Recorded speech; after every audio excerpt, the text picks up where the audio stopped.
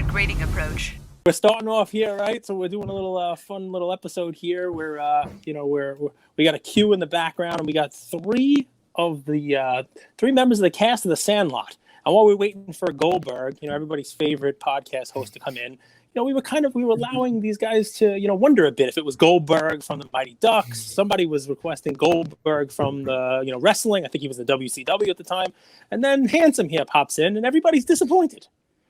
Well, speaking of disappointment, we'll stick Goldberg, around. The story's still being written, Cage. The story's still being written. Listen, my Goldberg's a Philly guy. Vic's a Philly guy. Let's start right there because I know, you love Ben Simmons, Goldberg. So you want to talk about how, they get to rip his heart out or what? You want me to kick it off? You want me to say how much I love Ben Simmons? How much you love Ben Simmons? We know it. You got a crush on him. I mean, these guys know everything starts with culture and leadership, right? So the direction that the Sixers go, it needs to be hard work, it needs to be leadership and things like that. And I think Victor could attest that. Yes, he is. He's a loyal Philly fan. Yeah. Victor, let's start with you. Talk to me about your childhood. How did you find your way into the Sandlot?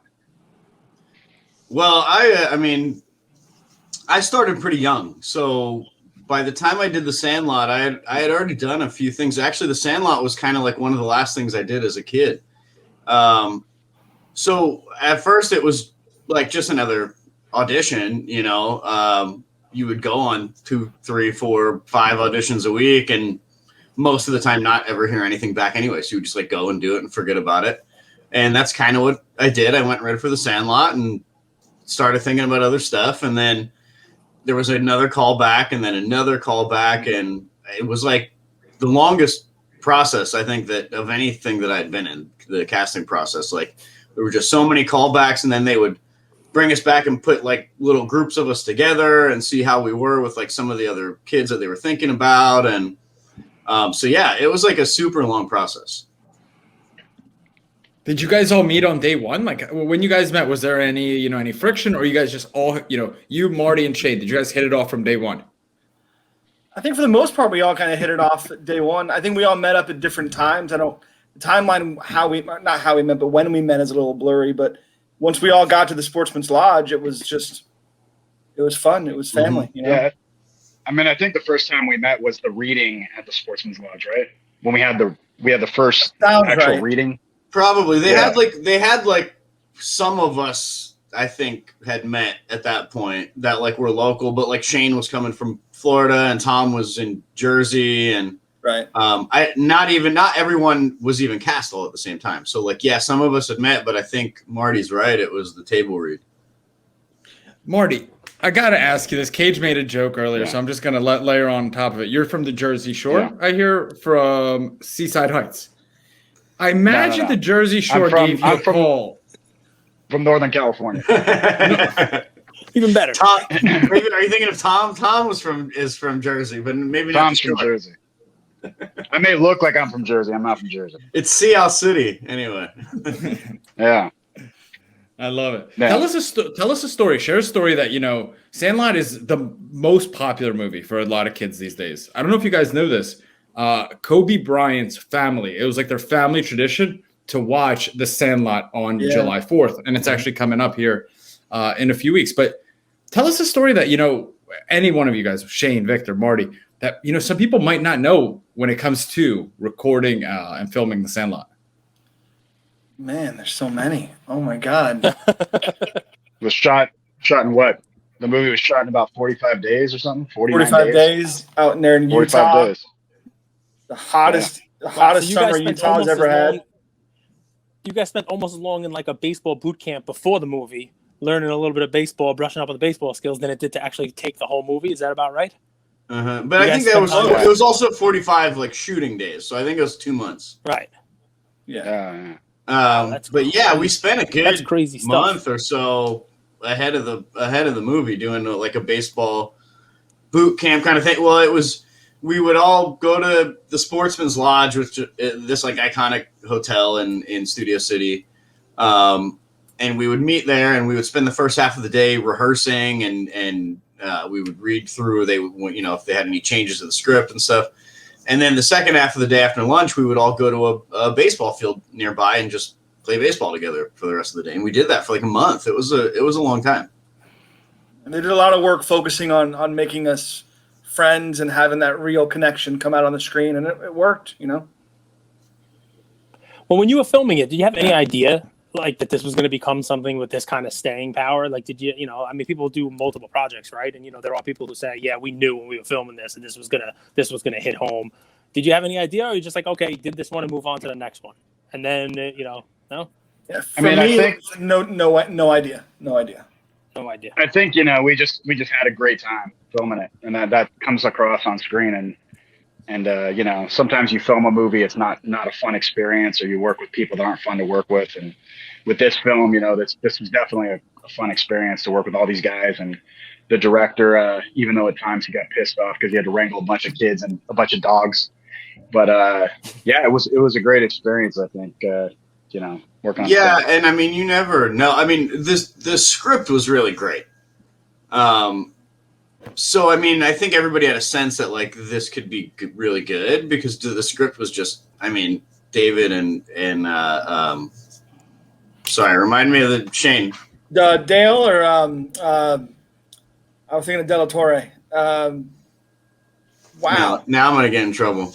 Yeah. But anyway, but you know, David wrote this amazing script.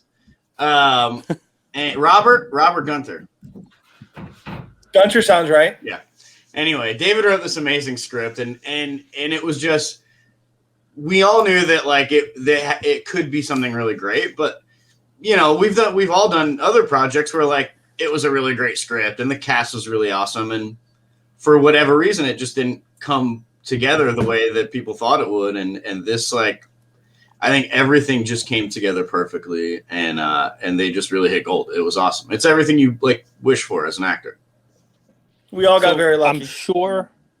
I'm sure you've told the story before, just because, you know, I mean, you probably have now told stories about every 30 seconds of that film. But listening to you guys talk about how, hey, everything's great, we had fun, we were friends, it all comes out, it was a lot of fun to film. How about the carnival scene? Was that fun to film, you know, with Dip and the, you know, the whole deal? How do they even do that? I mean, it's kids, like, you guys all look like you're really yakking. You all really, I hope they didn't give you real dip. But I would believe it was black licorice and beef jerky. I think it was black licorice and beef jerky and jerky. Yeah, all mixed up together. Yeah, it didn't taste good. Yeah, and I guess the story, I didn't remember this part, but Grant, who was Bertram, that has the big chief, he tells it that they ahead of time they said it's beef jerky. And so we were all like, okay, and we all grabbed like a big wad of it and put it in our mouths expecting beef jerky, and they didn't tell us that they had blended in like black licorice and other stuff with it, so that like that's like a real reaction when we first put that in our mouths and we go, what is this flavor? I was actually lucky because they like ran out of time. They filmed that at night and they only had so much time with us because we were kids. So me and Mike, who played Benny, never got onto the ride with the fake vomit and everything. So we dodged a bullet there. So it was everybody but us. So Shane and Marty could talk about how terrible the vomit was. Yeah. Yeah, the they vomit had was little gross. pipes in the That was side the worst part of that. to shoot out the throw up. It was. Yeah, they had like a pipe coming out attached to like this canister full of like pea soup mixed with a bunch of other nasty. And I'm sorry, I cussed on your podcast. But it shot out. They would press a button, it would shoot out like this pea soup, and by the end of it, we had like this crap all over us, and it was like literally got off the ride, and I was like, like, yeah. I mean, literally wanting to really vomit. It was vomit. Well, they're going for authentic reaction. Yeah, it was nasty. And the ride itself, I mean, I remember the ride was fun. I was scared, you know. So the ride was fun. We rode that thing probably like 15 times in a row. We rode that ride. Yeah, wonderful. Well, speaking of fun or scary or both, right? So, Marty, there's one scene. I think you did this. I would imagine it's not a stunt double, at least, you know, watching it. But the scene where you're in like the scoop, right, up the fence. Is that you? You did this? Yeah, that's me. Oh my God, I'd be scared. It was about First 20. Of all, imagine they tried to lift you now. It wouldn't happen. They'd need like like the cast of the 300 to do it. But besides, when you were a kid, how'd they convince you to do that? I mean, I were wanted like, to I do it. just wanna It's, do it? Oh, I mean, nowadays they wouldn't have. Nowadays that wouldn't be legal. Like nowadays, we live in a different society now. But back in the early '90s, they were like, put him up there 25 feet in the air and lower him down, and let's see if he makes it or not. And it was fun. It was fun dangling there, and 20. It was like the tree. I mean, I was at the top of the treehouse when we did that scene, and it was about 25 feet in the air, and then coming over the fence and then being face to face with the giant mechanical dog, the beast head, which was like huge. It was like the size of me now. So it was cool. And I did the scene where I seem to remember them having a lot of problems with the rig, like when they'd be hoisting you up and getting caught in the tree. Yeah, that happened. Yeah, they would lift me up, and the thing kept spinning around, so I would hit my head on the side of the treehouse, and because it was supposed to be this smooth motion, like right up and back onto the other side, and every time they did it, Marty would spin around and his legs would get caught in the tree. If you notice, I'm going like this, trying to get the trees away in the movie, like because they kept running me into the tree, so I'm going like this the whole time, trying to, See, what works for that is, I mean, I wasn't 30 feet up in a treehouse, but we all have that. We all were like, I had a broomstick attached to something in my neighbor's yard to get a baseball out, you name it. So that's what it sells it, right? I mean, not 30 feet in the air dangling up there like you guys built, but, I mean, it just hits home, right, on so many levels. God, it's the magic of movies. I'm curious, guys, and before I'm excited to get into the future. Like, I want to hear what you guys are up to now.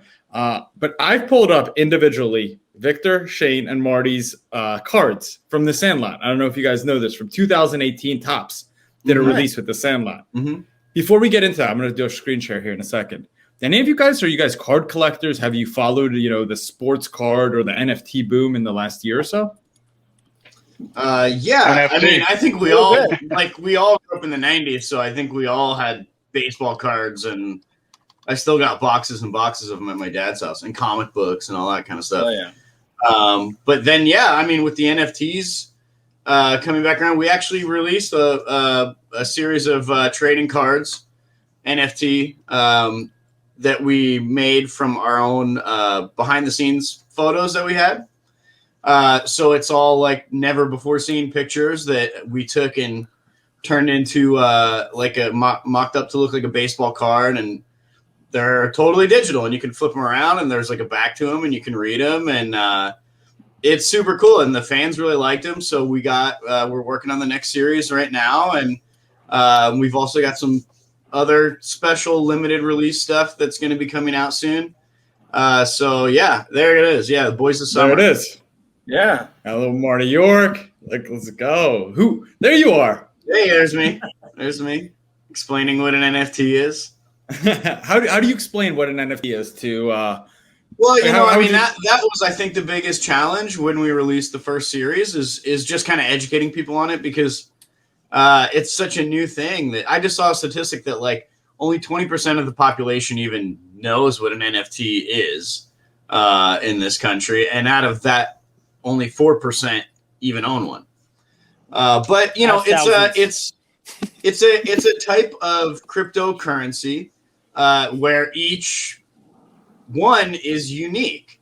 And so unlike Bitcoin, where everyone is the same and they're all valued the same, each one of these NFTs is different. And so the value is different, and it's determined by the market. So it's a lot like trading cards or art or comics or anything else like that, where it's like, it's whatever it's worth is what everyone kind of agrees that it's worth. I mean, at first it's tough to wrap your head around, but like when you think about like music and movies and all that stuff today, like you don't actually own a physical copy of that either. Like all the music and all the movies that you own are all in the cloud. So like you own them, you have digital proof of ownership, but you don't have anything physical, and NFTs are the same way. So, people are using it to create art and collectibles and all kinds of cool stuff. And we're super excited about it. It's a really cool way that the artists are able to really control how they release things to the fans. So we're excited. So guys in the queue. So if you're following along with this and you want to just check it out, it's boysofsummer.cards. Super nice website. I did a little digging before this episode as well. It's really cool stuff, so please go check it out. I'm going to show you guys their Topps cards. I think they're pretty cool. And you know from, when Archives? You tell me. Archives 2018. We got Timmy Timmons here. That's funny. So 2018 Archives, I bought a box, opened it with my son, and we got a Kenny Nunez autograph. Nice. And I was mad it wasn't Wendy Peppercorn. I'm just saying. Oh, it wasn't. I don't think there was a Wendy card, but they did yes, when they released those. They sent us each a whole bunch of them and had to sign them to randomly distribute into the pack. Yeah, so. we met with Topps representatives and like at a Starbucks or something. I was at a Starbucks and I met with them. Yeah. Heck yeah, there we go. Everybody kept there you are, Shane. They could see me signing all these Sandlot cards. How much is Shane's card? Let's see. Oh man. Oh yeah, you gotta tell these guys who give nice. them bragging rights. Which one sells for the most? Which one sells for the most? Give them the bragging rights. Let's go. I'm gonna have to do a little research. I don't know the counts on them like that. Let me see. I'll tell you. It's gonna be Benny. It's okay. Yeah, it's okay. I don't think Benny.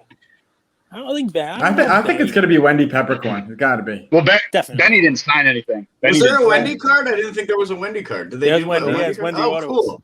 There was a Hercules card he didn't sign, but there was a Hercules card. You gotta have the Hercules, probably the most popular one. I think when Funko did the pops, I'm pretty sure Hercules is the most popular. They graded us a 7, but no doubt this should be a 10. Oh, always. Yeah, this guy. Solid 10 right there.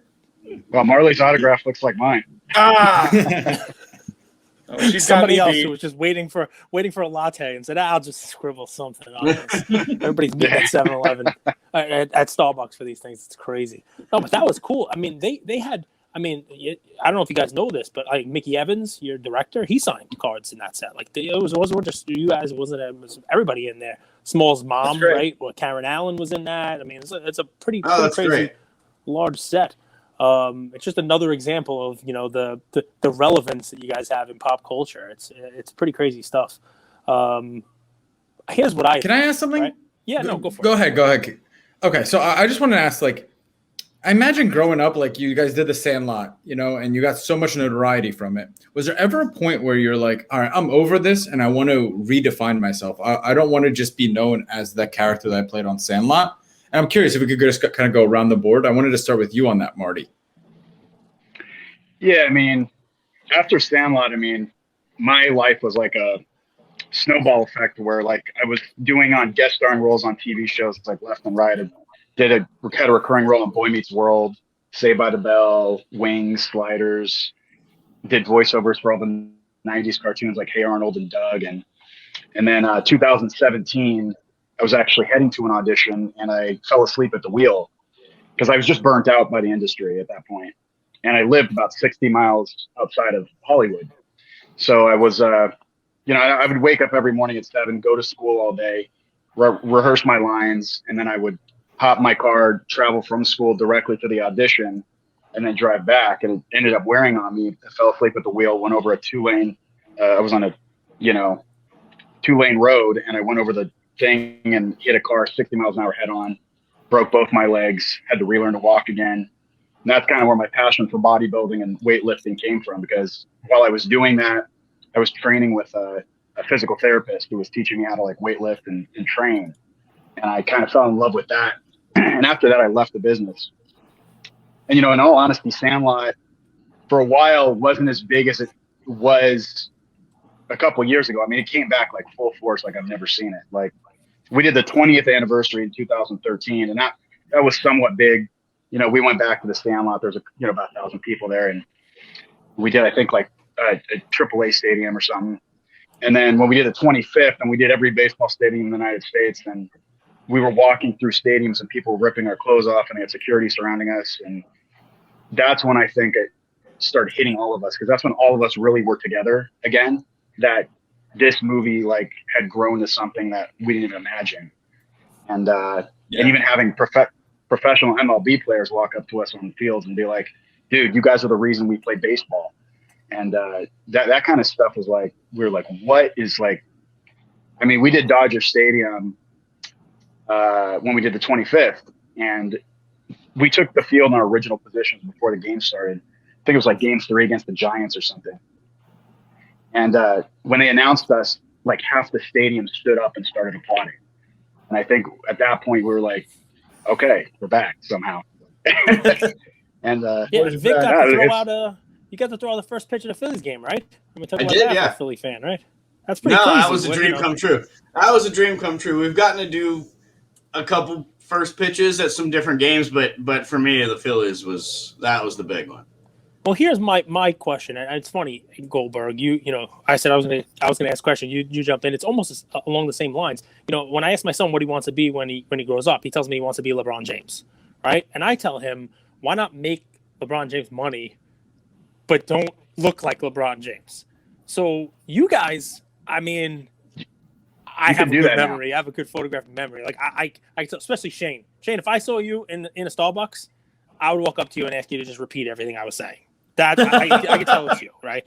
But I mean, it happens, man. Thank you. You guys, but that's a good thing, right? I mean, Ham, he probably can't go anywhere. No, maybe he has a tough time. Yeah. It's funny because we'll go places. We'll go places with him, and we'll be walking down the street. People will literally drive by and be like, "You're killing me, Smalls!" And we walked into we did Sports Center, and afterwards we walked into a sushi place, and everybody, you see people like. They don't recognize us, but they know him. So I think I'm like his bodyguard or something. Well, so I think the reaction is a lot bigger. Like I don't really get recognized just out of the blue when I'm walking around, but when we're all together at an event, you can kind of see people like looking back and forth at all of us, and then like all the pieces kind of come together, and then they're just like, "Oh my god!" And when it hits them, it's a lot of fun. They're floored, you know. Yeah, which is great. I mean, come on, that's awesome stuff. And I mean, so I gotta know any animosity between Timmy and Tommy here, because Timmy, you had to do all the heavy lifting. Tommy just had to repeat you. Well, that's what I know. I feel like does Shane have to give you some of his money? I feel like I should get a cut of his residuals, don't you? Because he didn't have to learn any dialogue for the whole movie. I had to do all the preposterous hearsay.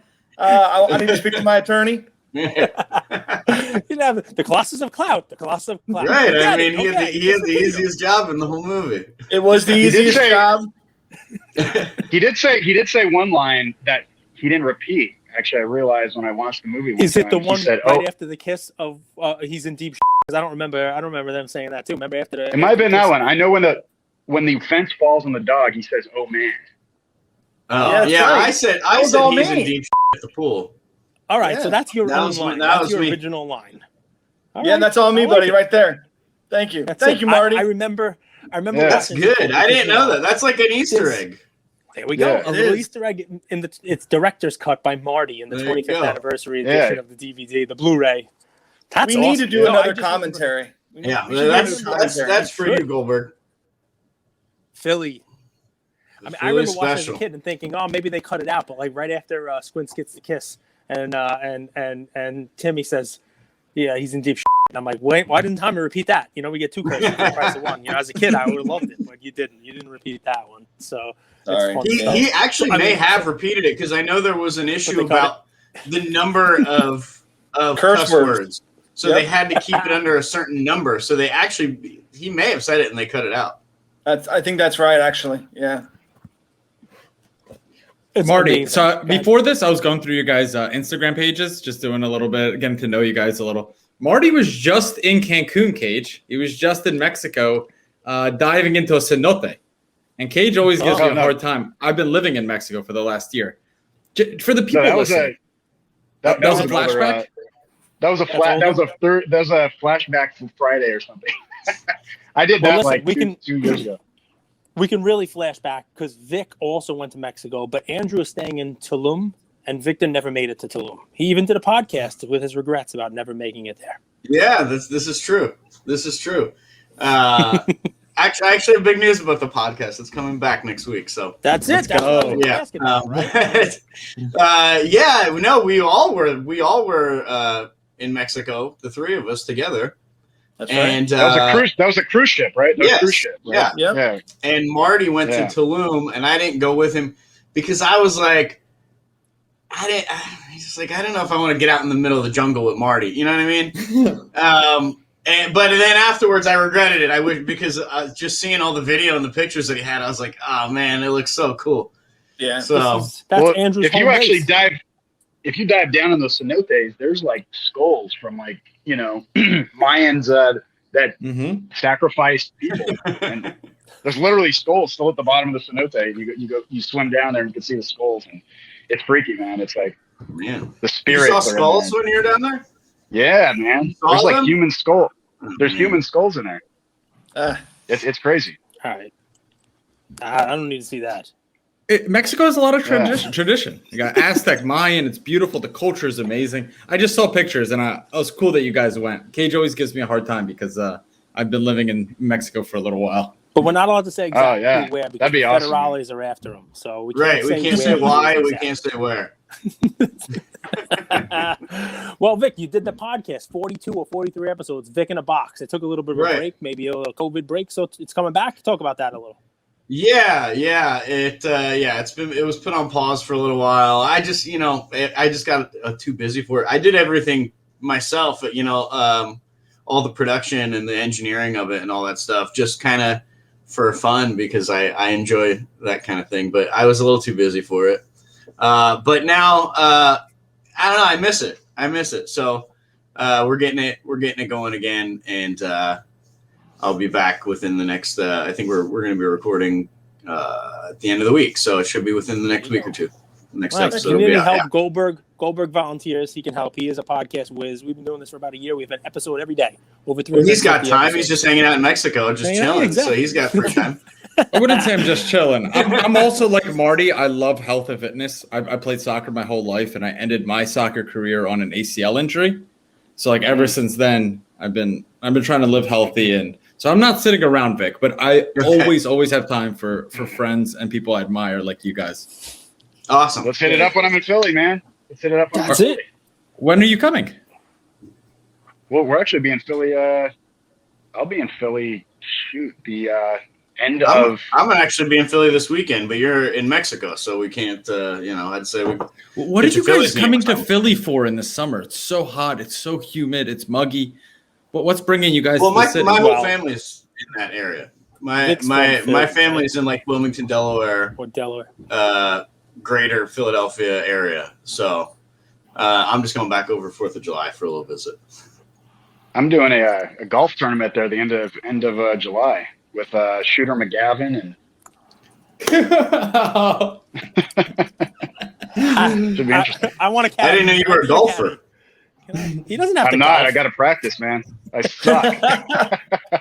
Every time they leave, they just suck me back in. Must be something they put in the water. Something in the water. Something in the water. No way. See, you're going to Philly. You hit Evil Genius. You grab a 6-pack of what do you call it? You Killing Me Smalls beer, and you hit it. You get it on the cart, and you and Shooter McGavin. You just do lines from the movies all day. No one's gonna care about golfing. You're dead, Shooter. That's it. Yeah, I'll be. You can count, and I'll be waiting for you in the parking lot. You can count on me waiting for you in the parking lot. I had to shoot the ball off of Frankenstein's fat foot. I can't quote the wrong movie, guys. I got the Sandlot guys here. I can't be quoting. That's a great movie. Can you do the voice? Can you do the Adam Sandler voice? You're dead, Shooter. Yeah, that was horrible. I thought that was good. Yeah, I think you did all right. Listen, so guys, we do so on our show, Cage does one-liners every single episode, and they all go over my head. Yeah, he's not a movie guy. I sneak a movie line, at least one in every episode. I've seen Sandlot. Probably 5 times, but I'm not really a big movie guy. Well, you've seen Sandlot 5 times. What's your favorite part of Sandlot? When they try to get the ball back from the dog. The whole movie, they're trying to get the ball back from the dog. That's the whole movie. You told me it's like 75%. Yeah. The dip part is funny, but it happened to me like when you're a freshman on the buses. Some of the older guys. Happy Gilmore? I like when they play golf. Come on, dude. Ask you, what do the older guys make you put dip in? Because like can I talk? The soccer trips are a little bit long. I make you put dip, and my head just went nuts. So like I empathize with the whole dip thing.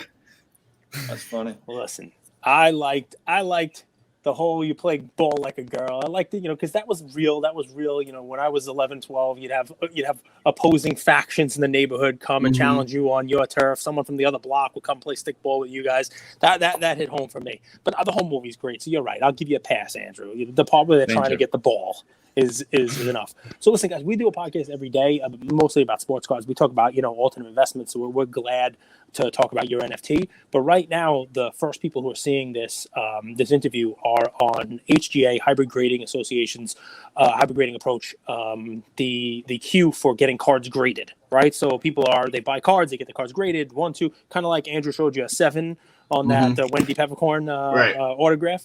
So, we have to ask about cards. I mean, did you guys collect as kids? Do you collect now? Do you collect any, if it's not cards, do you have any memorabilia? Any of you guys keep anything from when you film? Do you buy stuff now for the set? I could take this anywhere you want to go. What kind of I got a couple things there. I could show you some cool cards. That's the back of the chair from the Sandlot right there. Look at that. Yeah, and then that's Allen Iverson autograph right there. He's got and then this Goldberg. This is a football signed by Jason Kelsey, and I got him to write, "No one likes us, we don't care." I love it. I got a Randall Cunningham autograph rookie card. There's a Mike Tyson glove. Pete Rose baseball. I got a baseball signed by like the entire cast of the Sandlot and the whole crew. It's like all the key positions in the Sandlot signed it. It's pretty awesome. So this is like the original card that we got. We did a tour after we did the movie. And this was the original card. Yeah, the 93 card. And then this is the baseball signed by the whole cast. But not Babe Mike Ruth. Vitar in there. No, I got Art LaFleur on here as well. Mine too. Art LaFleur's right there, the Babe right there. That's cool. Yeah. That's freaking sick. Yeah. And this was Shane, what about you? Cards. You're a collector? You're a musician? I collect comics, a lot of old music stuff, but sports. After the Sandlot, I didn't stay in tune with the sports world that much. I went into the music and movies and whatnot. I mean, tons of comics, tons of toys, action figures and stuff. But I stayed out of the baseball, the sports world, man. I got nothing cool to compare with Vic's wall of awesome over there, My wife put this together for me, though. I can't take credit for that. Yeah, I got PF Flyers. I'll sign PF Flyers up there. That's the shoebox that was the original press kit where those baseball cards were in, and there was all kinds of weird stuff in there. There was like a pen shaped like a baseball bat, and there was leash. I think a dog leash. That's right. It was all kinds of weird stuff. Wow. So I got all that, and I got the original shoebox that it all came in. But I got boxes and boxes of cards, like at my dad's house from when I was a kid, and I know now that they're like the value's coming back around on those. So I need to go back through and dig because I mean, I think anything from probably 87, 88 through like 94, 95, I probably have like every brand and every card because I was like real serious about it. Check this out. Sitting on some money there, bro. This is signed by Mike Tyson right there. Tyson. And there's me and Tyson right there. Heck yeah. What was that experience like? What was meeting Mike Tyson like? It was like meeting a unicorn. He was really cool. Tyson, I mean, I've heard it from like meeting like people, but he's like a super funny guy, super personable. He was awesome. He was really cool. Nice guy. Tyson was like amazing. One of the nicest guys, one of the humblest guys. I'd be scared to meet Tyson, but Marty swims with skulls, so he's not scared of anything. Yeah, no fear, Marty. Yeah, Tyson was way cool, man. Like it was just surreal when me and Vic were there the first time we actually met him, and it was like surreal, like looking at him like, holy shit, that's Mike Tyson right there. See, Vic went over all this stuff, but if you look on the floor, if he pans his camera down, you see he used to have this really nice Ben Simmons framed autographed jersey, but it's on the floor. It's all broken. It's in. You know what's funny? You know what's funny? Actually, hanging in my closet, I got an autographed game worn Carson Wentz jersey. I don't know what to do with that. So if anybody wants it, just DM me. I'll send it to you. Do you think he makes a resurgence on the Colts this year? I don't know, man. I'm more worried about Jalen Hurts and what he's going to do on the Eagles. No, you know what? I hope so. I hope he does, and I hope he has a Hall of Fame career, and then I can sell the Eagles jersey. It'll be worth Exactly. Exactly. You got a jersey. You got to root for him. Because I can't Long display game. it now. That man has a Super Bowl ring. He Never does, forget and you know what? We wouldn't have gotten that far if it wasn't for him. So I was actually at the Rams game where he got injured that year. So I'll tell you guys my collection. I'm a little older. So I collected right around the time where you collected, Vic, 87 and 94, but I got really into it with a younger brother in 1993. And I really wish that I was 7 years younger. I say this all the time because I have the world's biggest, I don't care, his mom might think she has I have the biggest collection of Drew Bledsoe cards. And they're all worth nothing. But if I collected 7 years later, I would be the biggest collector of Tom Brady, and I would be wealthy. Yeah, It's just the way it works sometimes. It's just the way it works. So I have a whole bunch of coasters that have Drew Bledsoe's face on them, and no Tom Brady cards. I hate Tom Brady. Oh, man. But yeah, that's the way collecting works. It is what it is. So guys, you gotta. We have so how the queue works for each day. There's thousands of people waiting right now to get their cards graded, and they're picked in an order. Talk to us. I know all of you guys individually have projects. You probably do some things collectively. I'm curious, Shane, is there anything that the audience here who's listening could support? And we'll go to Vic and Marty after, because I want to make sure that we shed a light on what you're doing now, because you're obviously three talented guys, and we want to be a part of what you're doing. Thank you. I mean, Vic mentioned the NFTs. Follow us on socials for all the links for that stuff. We've got the second batch coming out. I don't know when. Vic might have a better idea, but soon. It'll be out in late July, and in the next couple of weeks, we got a super cool limited release that we're doing. It's going to be a numbered lithograph, super exclusive. So keep your eyes out for that too. That's going to be really cool. It's going to be a physical print, numbered print with a NFT. Nice. Yeah. And we all got the Disney Plus show that's getting ready to kick back up. As soon as we get that phone call, the script's ready to go. We're all ready to go, but we're waiting to get that call, and we'll start filming that. That's the next big thing for all of us, But we're all doing good. Yeah. I mean, we're all. I think the biggest thing on all of our minds right now, just with the summer and the Sandlot getting played over and over again, is the Disney Plus series that we had a meeting, a couple years ago, where they laid out the whole thing. And now the pilot's written. They've got the Bible for at least the first season done, and they have a plan through like 5 seasons. I mean, when they were pitching it to us, it was crazy how far ahead they were looking. So, we can't say a lot about the story, but I can tell you that they're all very cool.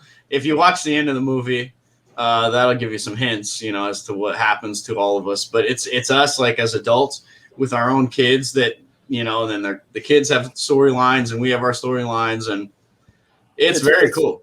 It's fantastic. Mm-hmm. It's fantastic. So you never know in this industry whether something's going to happen or not until you're on set. So if it happens, though, it's going to be very cool. I think the fans will really. Ham's doing his part, though, right? I mean, his son got a black eye a couple of weeks ago, 2 weeks ago. Yeah, that's right. I saw him on there on the TikTok with the whole today years old or whatever he's doing. Yep. It's like, just put that on it. Let that sit there. Yeah. I actually really doing a film that's going to be coming out in July. It's little B horror movie kind of thing, super campy. It's a vampire film written and directed by Glenn Danzig from the Misfits. So keep your eyes out for that. It's called Death Rider in the House of Vampires. Devin Sawa's in it, and Eli Roth, and Danny Trejo, and there's a whole bunch of cool cameos. And if you like campy horror movies, what you got right there. Yeah, Devin did the one with the hand walking around, and that's right. Danny's machete, and you got all the horror movies. Yeah, Eli Roth. Yeah, so good. It's pretty great. It's pretty great if you like, those that genre, that kind of B horror movie, campy vampire movie thing. It's great. And Marty's not doing anything. He's in the market for a physical trainer. He needs to get in shape. Someone, if you're watching this and you need to, No, actually, Marty's looking. I'm gonna be launching kind of like a Sandlot inspired workout line of products like pre-workouts and proteins. So I got a pre-workout. I'm actually working on it with Vic and Grant, and we're going to start that up pretty soon. Obviously, the NFTs. Look for our NFT drop coming out next month. But yeah, so if that's you want to gonna look be, like Marty, we're gonna put the products. We're out gonna there to pump make it you awesome. up. So, We'll let you go, but I need you to make me one promise, Marty. No up, protein buddy? shakes flavored like beef jerky and licorice. Oh, dude, you just gave me a beautiful idea. Thank you. Right? It'll be called Cha. Big Chief. Big Chief. Yeah, the Protein. Bertram blend, right? Of Mhm. Yeah, the Bertram. Dude, you just gave me an idea, man. That's good. There you go. There you go. I do what I can. Dave gets royalties. He's like Mr. Wonderful of the sports card world. These guys Well, you have paid recorded for this, it. so yeah, I got to give you Dave- royalties now. They've paid for it in spades. I'll waive the royalty. I've watched that movie so many times. You guys have earned that and 50 other ideas. I'm glad to give it to you. Thank you guys. I mean, it's just a huge. I have part one more of question not for just- Marty. Yeah, please go ahead. One more What's up, question buddy? because I know he does cameos, and I want to hear the Yeah. weirdest thing someone asked you to do a cameo for. Oh, the weirdest. I had one recently. It was a girl was like, "Hey, I really had a crush on Benny the Jet, but I want you to do a cameo for me." So I kind of like was like, "Hey, I know you were expecting Benny, but you know, in all honesty, he's the one that runs like a duck now. He couldn't make it out today, so I had to." But I said, he's helping people. He's a firefighter, and I don't know. I've never had a cameo that was too weird. It's more like in person meeting people. I've signed weird. We signed somebody's iPhone, the front of their iPhone. Like, remember we signed the Yep. the glass of the weird. front. I'm like, how are you going to use your phone now? Like, I'm like, You you get want to send it scratch back? started or something. Yeah. So, you want to send it back? No, sign the front. I'm like, okay. That was Yeah. So I signed a bunch of stuff at In-N-Out one time, the burger joint over here. Mm-hmm. I was literally going through the drive-thru and like I was stopped at the drive-thru and a bunch of the lady goes, she goes, are you yeah? I go, yeah. How'd you recognize me? She goes, hold on a minute.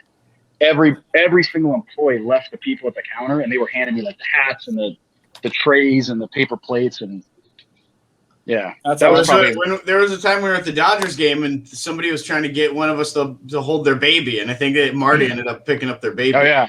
I think, yeah, you did No, hold They it. were passing Somebody- it up. We were in the somebody we were told like us in to the hold tier their- above them, and they were passing the baby up because they wanted one of us to take it. Somebody literally wanted us to hold their baby over the balcony like Michael Jackson or Right. something. Like they were like we were at Angel Stadium.